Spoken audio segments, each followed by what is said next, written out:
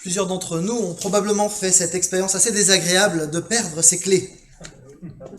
Ça vous est probablement arrivé, j'imagine. Hein. Ne me laissez pas tout seul dans cette situation.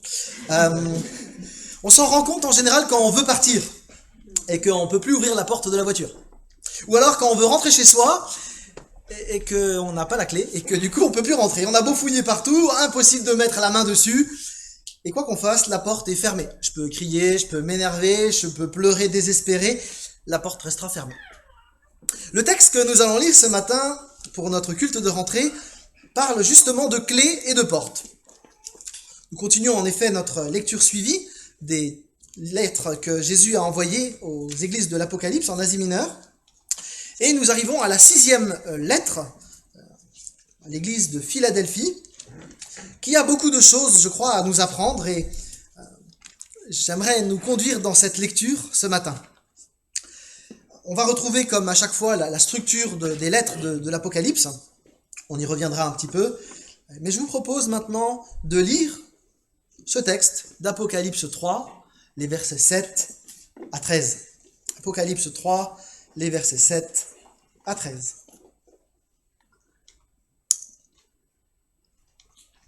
À l'ange de l'église de Philadelphie écrit « Voici ce que dit le saint, le vrai, celui qui a la clé de David, celui qui ouvre de telle sorte que personne ne ferme, celui qui ferme de telle sorte que personne n'ouvre. Je connais tes œuvres. J'ai mis devant toi une porte ouverte que personne ne peut fermer, parce que tu as peu de puissance, que tu as gardé ma parole, et que tu n'as pas renié mon nom, je te donnerai des gens de la synagogue de Satan, qui se disent juifs et qui ne le sont pas. Ils mentent. Je ferai en sorte qu'ils viennent se prosterner à tes pieds et qu'ils sachent que moi je t'ai aimé. Parce que tu as gardé la parole de ma persévérance, je te garderai moi-même de l'heure de l'épreuve, qui va venir sur toute la terre habitée, pour mettre à l'épreuve les habitants de la terre. Je viens bientôt. Reste attaché à ce que tu as, pour que personne ne prenne ta couronne. Le vainqueur, j'en ferai une colonne dans le sanctuaire de mon Dieu, et il n'en sortira jamais plus. J'écrirai sur lui le nom de mon Dieu et le nom de la ville de mon Dieu, la Jérusalem nouvelle, qui descend du ciel d'auprès de mon Dieu, ainsi que mon nom nouveau. Que celui qui a des oreilles entende ce que l'Esprit dit aux églises.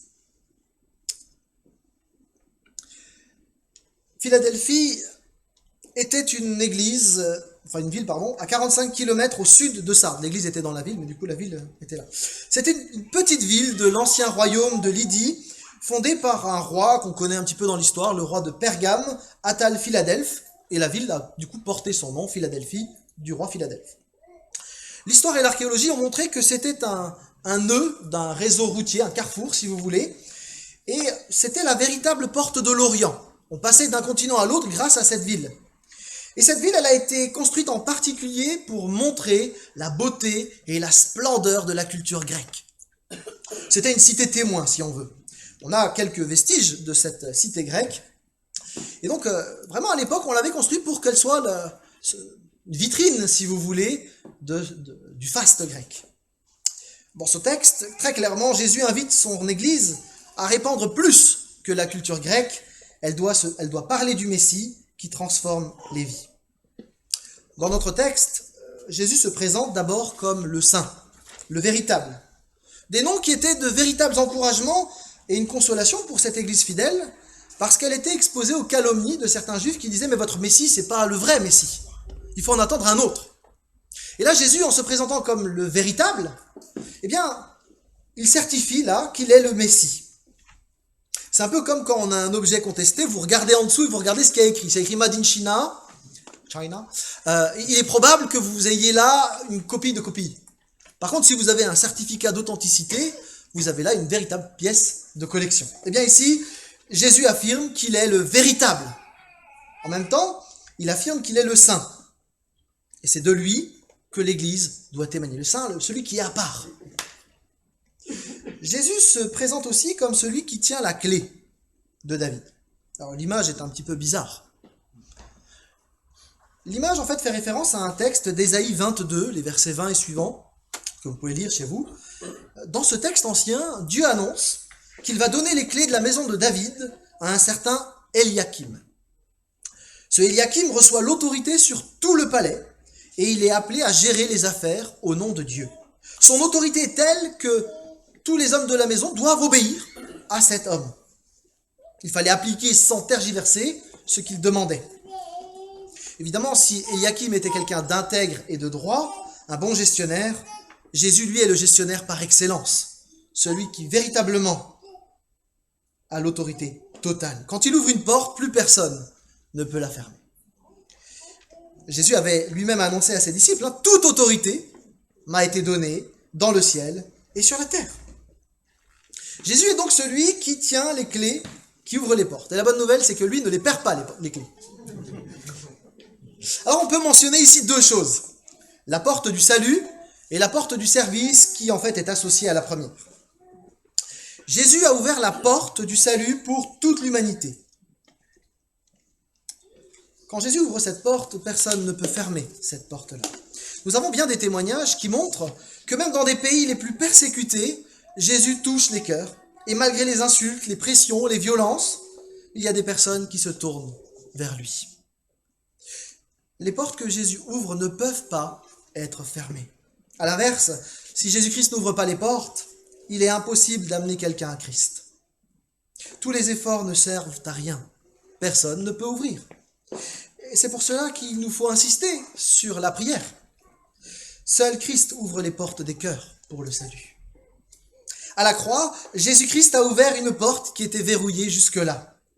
Comme le symbolisait l'épais voile qui était dans le tabernacle, le temple, qui séparait le lieu très saint de la présence de Dieu, le lieu saint.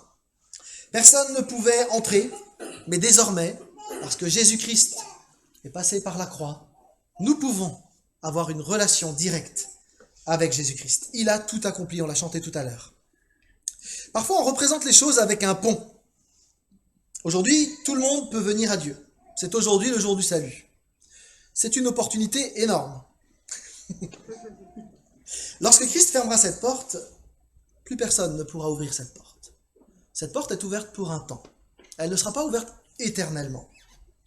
L'admission et l'exclusion sont au seul pouvoir de Jésus-Christ. C'est aujourd'hui le temps du salut, mais ce temps est limité. Quand il reviendra, il ne sera plus possible de recevoir son pardon. Le temps sera écoulé. C'est un peu comme lorsque j'étais étudiant, je me suis retrouvé un peu à la bourre pour prendre mon train pour aller à Strasbourg. Et je suis arrivé sur le quai, j'ai vu le train. J'ai vu la personne qui était sur le quai qui disait au train de partir. Mais le train avait commencé à bouger. Ce n'était plus possible d'entrer dans le train. Et j'ai dû attendre l'heure suivante, ça va, c'était pas trop, mais j'ai dû attendre l'heure suivante pour prendre le train. Dans le cas du salut, il n'y aura pas de deuxième train. Il est peut-être difficile pour certains d'accepter l'idée qu'on puisse être exclu à tout jamais. Pourtant, Jésus nous a mis en garde et il nous faut peut-être ici prendre au sérieux les paroles de Jésus-Christ. Faites tous vos efforts pour entrer par la porte étroite, car nombreux sont ceux qui chercheront à entrer et n'y parviendront pas. Dès que le maître de la maison se sera levé et qu'il aura fermé la porte à clé, si vous êtes restés dehors, vous aurez beau frapper à la porte en suppliant « Seigneur, Seigneur, ouvre-nous !» Il vous répondra « Je ne sais pas d'où vous venez. » C'est là qu'il y aura des pleurs et d'amers regrets, quand vous verrez Abraham, Isaac et Jacob et tous les prophètes dans le royaume de Dieu, tandis que vous-même vous en serez exclus. Dans ce texte, il est question de faire tous ces efforts. Il ne faudrait pas penser que nos œuvres nous sauvent d'une manière ou d'une autre. Mais l'idée, c'est qu'il y a une part active. Il y a une décision à prendre. Et il faut bien réaliser que celui qui ouvre la porte, c'est pas n'importe qui. C'est le roi de l'univers qui ouvre la porte. Pour un temps, il nous donne la possibilité d'entrer. C'est un cadeau de sa part, cadeau qu'il s'agit de ne pas mépriser. Si Dieu est amour, il est aussi et avant tout Dieu, le Dieu qui mérite respect, considération au suprême degré. Il a toute autorité dans l'univers entier, et c'est ce Dieu-là qui nous propose d'entrer en sa présence éternelle.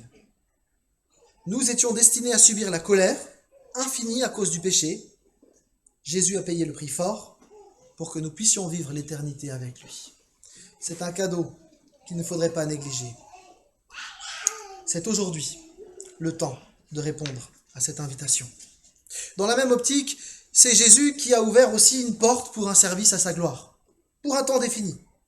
Dans le contexte de notre lettre, Jésus-Christ indique à l'église de Philadelphie que même si les autorités religieuses locales s'opposent au témoignage de l'église des chrétiens, lui, le Tout-Puissant, ouvre les portes. Christ a donné une porte ouverte devant la faible communauté de Philadelphie. Elle n'a peut-être pas de prédicateur éloquent qui attire les foules, pas de quoi publier des statistiques impressionnantes. Elle a l'unique chose nécessaire, Christ. Cette église n'a prêché que la croix. Elle s'en est tenue strictement à la gloire du Christ. La petite église sans éclat exercera une influence insoupçonnée. L'église qui sert Christ n'a pas à avoir peur. En lui, elle est éternelle et invincible. Jésus, le chef de l'église, a ouvert une porte et personne ne peut fermer cette porte, si ce n'est lui. L'église, peuple de Dieu, a reçu avec reconnaissance le salut. Et nous devrions être conscients de l'opportunité qui nous est laissée pour un temps. Car la porte qui est aujourd'hui ouverte sera fermée demain. Et plus personne ne pourra y entrer. C'est aujourd'hui le jour du salut. Nous avons pour un temps l'opportunité de servir Dieu. Nous pouvons vivre d'une manière qui honore le Seigneur, en indiquant la porte de la cité céleste, pour le dire de cette manière-là. Nous avons là notre responsabilité qui est engagée autour de ceux qui nous entourent. Et nous ne pouvons pas nous défiler devant notre responsabilité. Ce n'est pas juste la responsabilité du pasteur, du conseil d'église ou de quelques-uns, mais c'est la responsabilité de tous. Les chrétiens qui ont reçu le salut comme un don gratuit de Dieu au travers de Jésus-Christ sont profondément concernés par le bien-être et matériel et spirituel des autres. Étant entrés par la porte du salut, ils sortent vite par la porte du service pour en chercher d'autres et les presser d'entrer. Un chrétien, un chrétien est nécessairement quelqu'un qui prend à cœur les intérêts de son Seigneur. Je redis.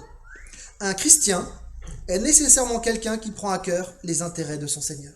Il ne vit pas sa vie de son côté comme la plupart des personnes de ce monde, mais il vit pour une cause qui le dépasse. Il vit pour la gloire de Dieu, pour témoigner de son amour dans un monde en souffrance. Il nous faut réaliser que le monde dans lequel nous vivons crie au secours. Venez à mon aide.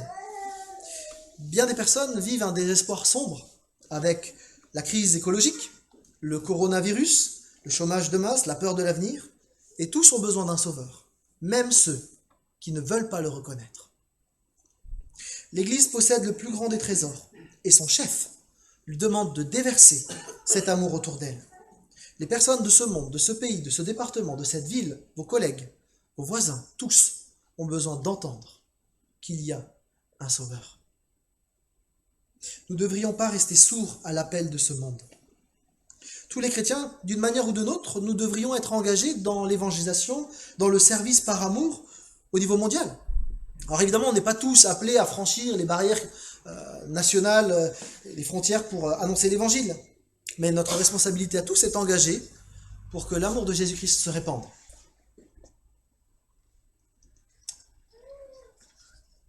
Parce que nous sommes des chrétiens, nous sommes appelés à vivre comme Jésus-Christ, en combattant quelque part l'indifférence de notre siècle, qui gagne parfois l'Église, en osant vivre des relations nouvelles, en demandant à Dieu de changer notre regard blasé et centré sur nous-mêmes par un regard rempli de compassion divine. J'aimerais vous proposer de regarder une petite vidéo. Je sais pas si je le lance moi. Ouais, c'est bon. Ok, ça marche.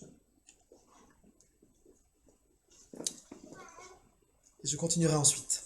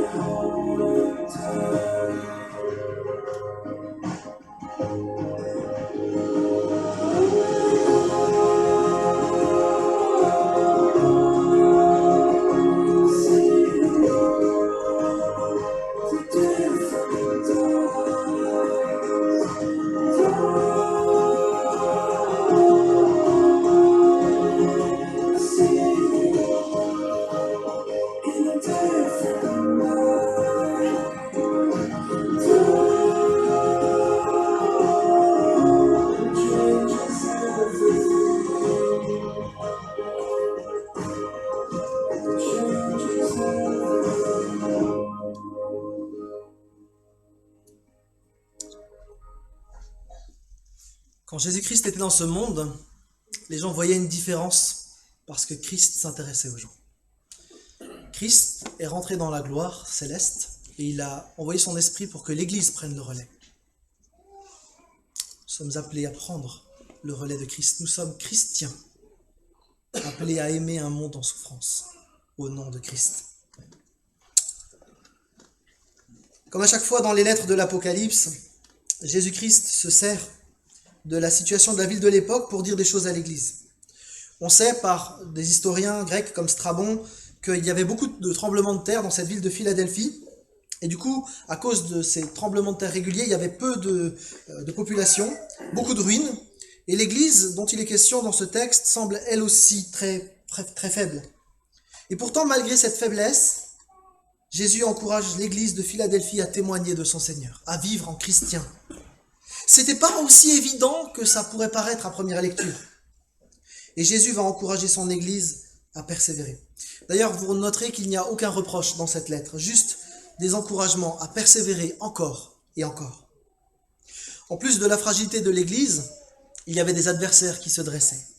Alors, ce n'était pas les autorités romaines, ce n'était pas des hérésies dans l'Église, mais c'était de la part des compatriotes juifs que venait l'agitation. C'était une opposition violente, particulièrement efficace, qui isolait les chrétiens des autres.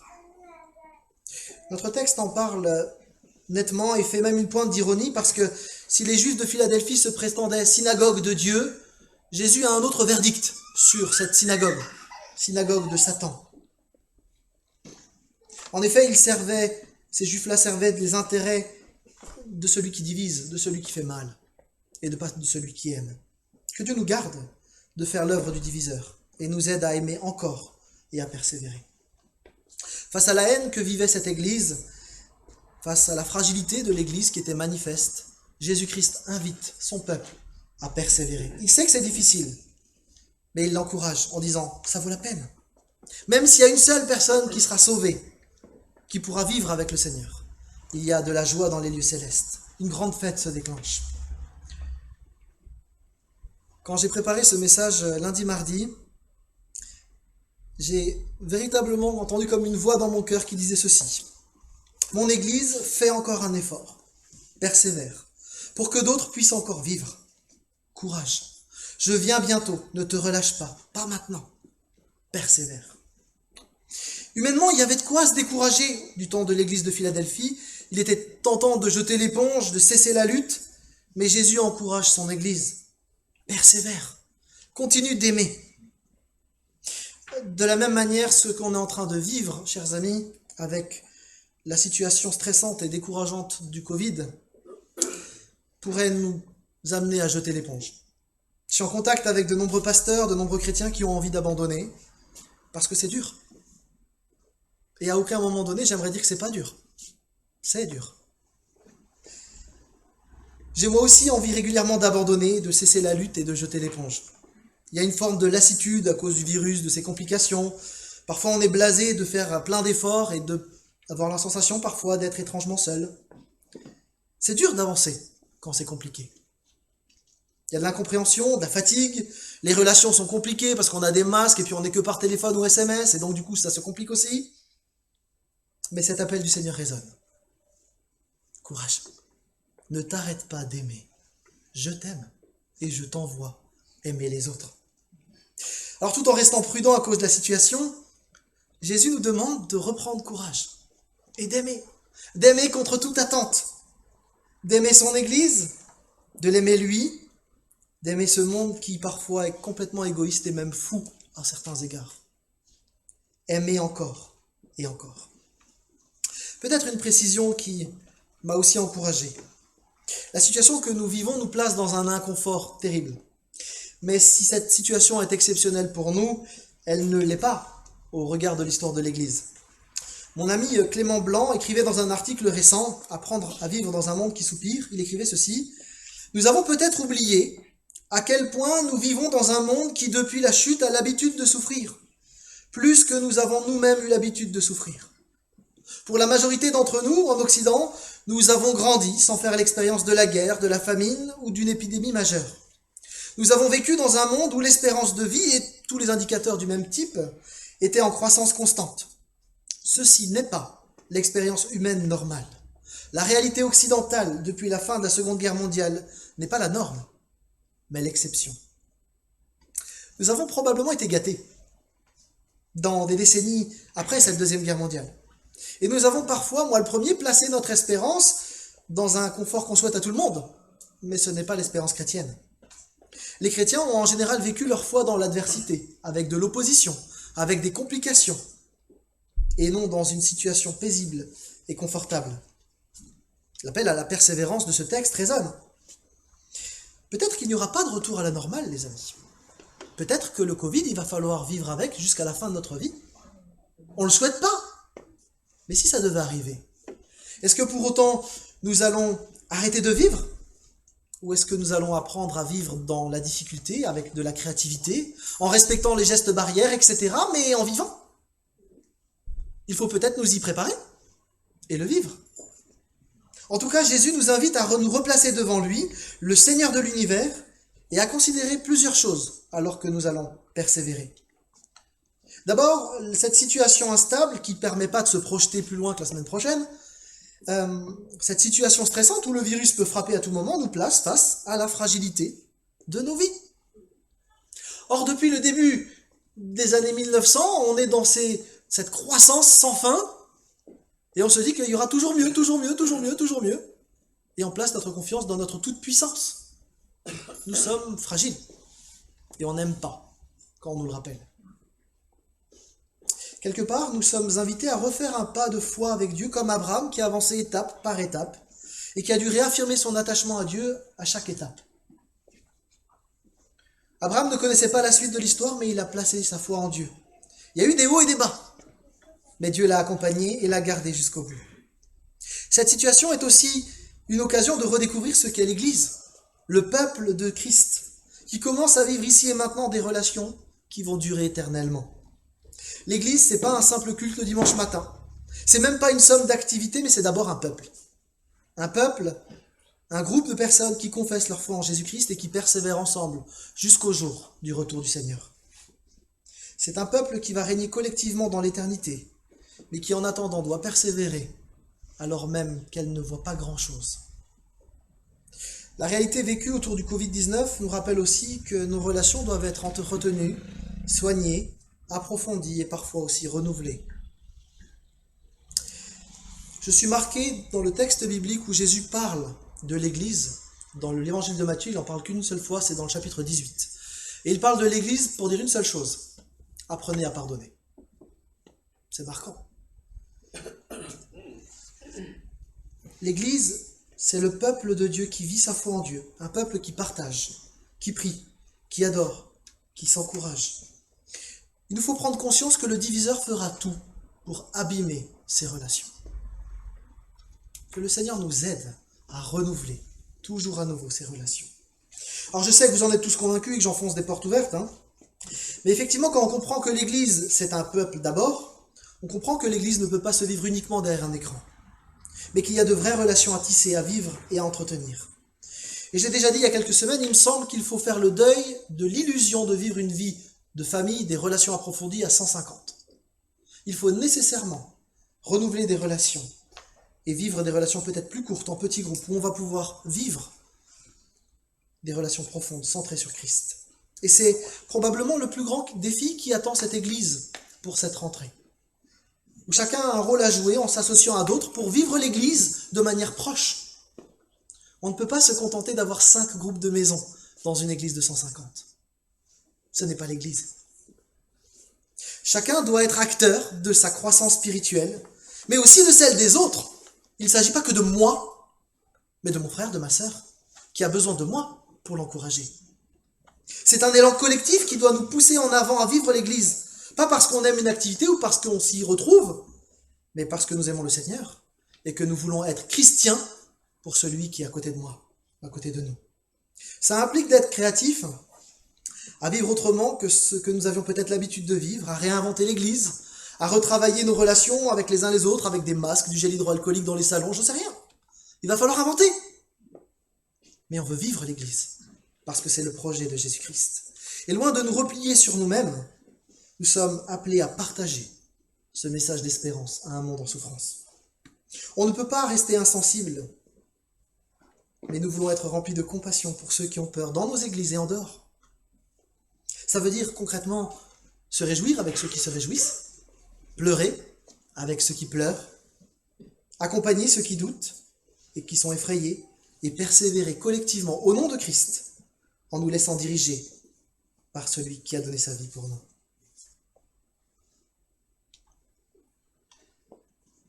Je vais passer. Nous sommes appelés à ne pas prendre de risques inutiles, en même temps à persévérer à la suite de Jésus-Christ, en vivant une vie qui témoigne de l'amour de Dieu. Persévérer dans l'amour. Nous sommes les serviteurs du roi des rois. L'église de Philadelphie passait un moment difficile. Et Jésus ne lui a pas épargné ce moment difficile, mais il a promis une chose, c'est qu'il les accompagnait, qu'il allait les garder. De la même manière, le Seigneur a promis d'être avec nous jusqu'à la fin, chaque jour. Au jour de la difficulté, au jour de l'épidémie, au jour de la fin.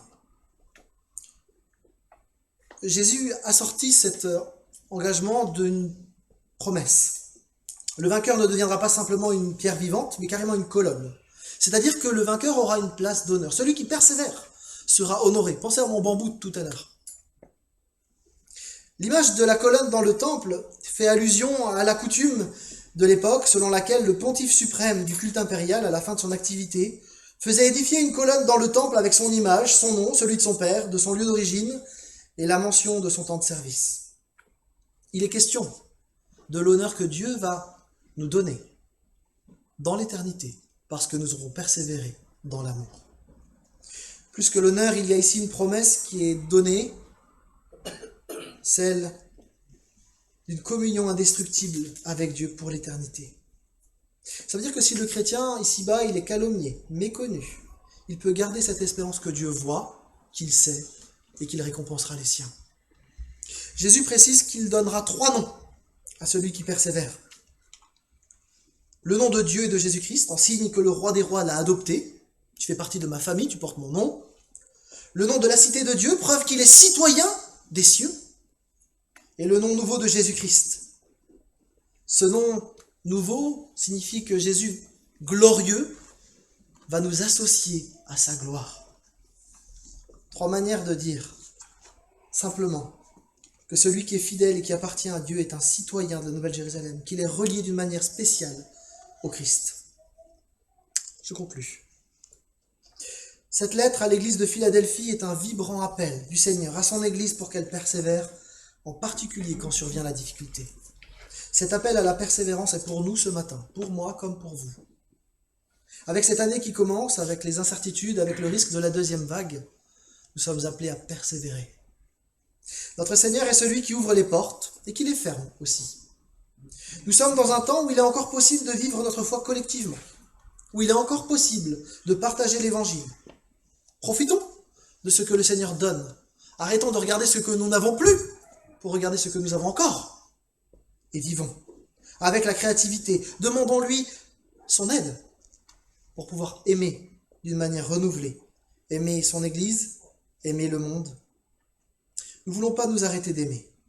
Notre Seigneur nous invite à persévérer. Il sait que les temps que nous vivons sont difficiles. Il connaît chacune de nos peurs, chacune de nos craintes, de nos angoisses, de nos difficultés, de nos défis qui sont liés à cette situation. Il nous promet de nous accompagner jusqu'au bout. Et il nous garantit la victoire totale et définitive. Ne perdons pas espoir. Relevons la tête. Retroussons nos manches. Et continuons de le servir. Nous sommes le peuple du roi des rois. Le peuple de Jésus-Christ qui a tout donné par amour pour nous. Et il vient. Il vient. Et il connaît les siens. Chers frères et sœurs, persévérons.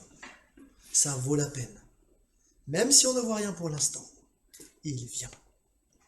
Prions.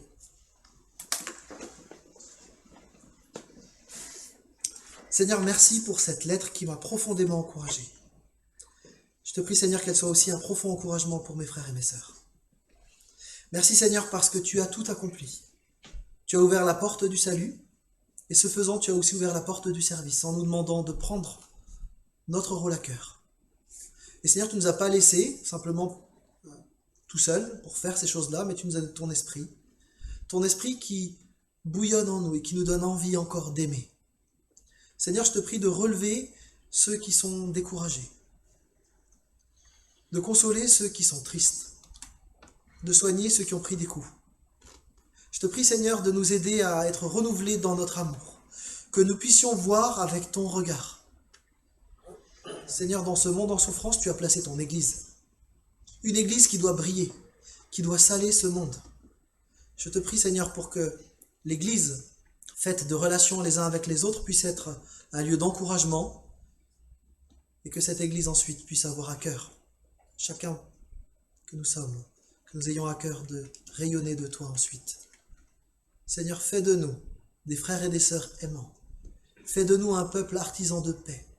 Fais de nous, Seigneur, des chrétiens comme toi tu le souhaites. Nous avons besoin de ton Esprit Saint, toujours plus, en nous. Il est là, mais nous voulons te demander de prendre toute la place pour que nous puissions être l'Église que tu souhaites. Amen.